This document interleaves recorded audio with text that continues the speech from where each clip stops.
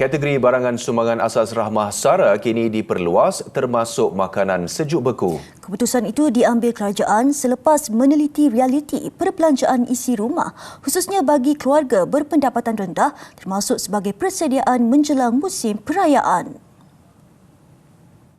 Dulu ada masalah kerana kita boleh beli di kedai-kedai besar. Jadi banyak orang bangkitkan. Jadi sekarang ini kita gunakan 10,000 kedai runcit.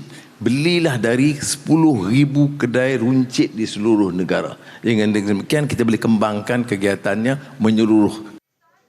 Hingga kini terdapat 15 kategori barangan dengan lebih 140,000 jenis yang layak dibeli menggunakan kredit SARA. Perdana Menteri berkata penambahan bagi makanan sejuk beku juga mengambil kira pandangan serta keperluan sebenar penerima bantuan.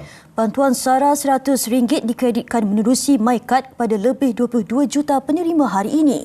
Inisiatif itu membabitkan peruntukan RM2.2 bilion yang sah digunakan sehingga 31 Disember 2026.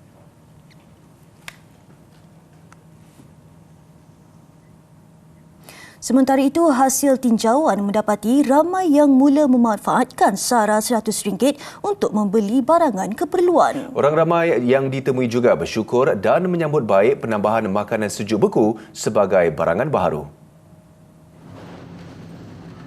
Antara yang tersenarai termasuk ayam bersalut tepung, ikan dan makanan laut, nugget serta sausage. Bagi orang ramai, ia adalah hidangan mudah disaji menjelang musim perayaan. Banyak pilihan lagi untuk kita masak kan. Pertama dekat nak puasa ke nak raya ni kan. So ayam daging apa semua lagi banyak lagi bagus lah. Maybe weekly twice, but sometimes it's very easy to cook lah.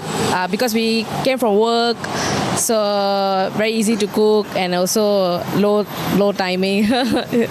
Malah ada yang memilih untuk mengutamakan keperluan anak-anak terlebih dahulu. Dapat membantu macam dari segi pampers, susu dan sebagainya lah. Dia pun masuk dah tengah-tengah bulan kan.